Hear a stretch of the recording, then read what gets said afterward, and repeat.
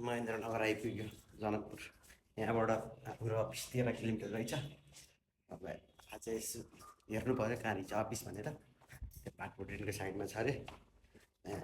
आएर नुहाइधुवाइ गरेर रेडी भएर अब हिँडियो तल बाइक छ हेर्नुपर्छ। फ्रेस भइयो। गर्मी रहेछ ठाउँ। मेरो बाइक यो लिएर जाउँ कि क्या हो यो लिएर जाउँ चाहिँ लिएर गयो नि हुन्छ ठाउँको त। तराईको बाटो यही ठिक क्या सम्म हुने होइन टाढासम्म देखिने पनि सबै होइन टाढासम्म देखिन्छ भने कुदाउनु चाहिँ लास्टै कुदाउने ठाउँमा खासै गर्मी होइन पसिनै पसिना आइसक्यो हातभरि सबैतिर। खासै गर्मी चाहिँ होइन रहेछ उभिएको भरमा लुगा भिजिसक्यो। खासै गर्मी चाहिँ होइन यो ठाउँ अलिअलि गर्मी हो। उभिएको भरमा पसिना आउँदो रहेछ। जनकपुर आउनु त्यो पनि जानकी मन्दिर नहेरी जानु त के मजा।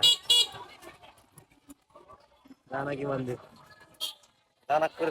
जनकपुर पनि आउनु रे अनि जानकी मन्दिर नहेरी त के जान्छ अनि त हेर्नै पर्यो हिँड्नै पर्यो होइन।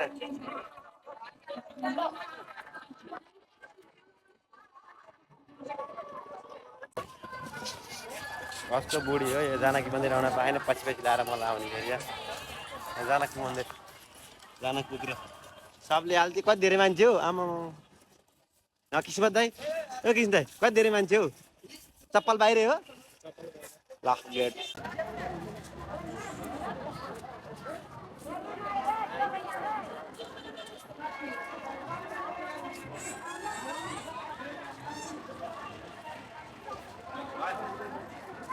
आफू मण्डपमा नबसे पनि राम्रो सीताको मण्डप चाहिँ हेरौँ न। भित्र चाहिँ फोटो खिच्न मनाइ छ भने सबजना फोटो खिचिरहेको फेरि कस्तो खालको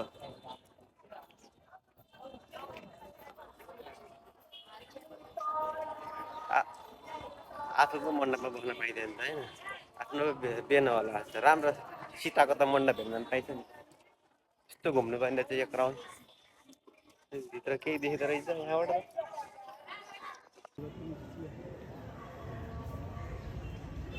काठमाडौँमा चाहिँ कमल पोखरी यहाँ चाहिँ के अरे दाइ गङ्गा सागर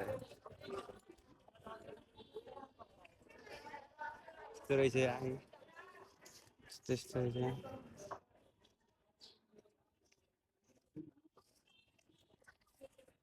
फोटोग्राफर यस्तो पो हुनुपर्छ त टक्क फोटो यसरी खिचिदिने मान्छे त कहाँ पाइन्छ हौ त्यस्तो फोटो खिच्दैन।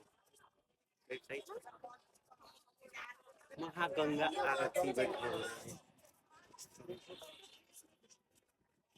अहिले जानकी मन्दिर घुमियो जानकी हेर्नलाई। अब राम मन्दिर रामलाई हेर्न आएको राम मन्दिर जानकी मात्र के हेर्ने होइन हेरेपछि राम पनि हेर्नु पर्यो नि राम मन्दिर।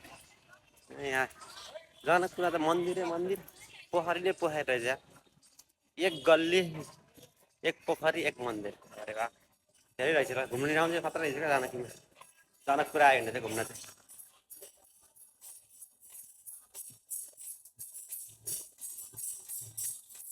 यहाँ पनि भिड रहेछ।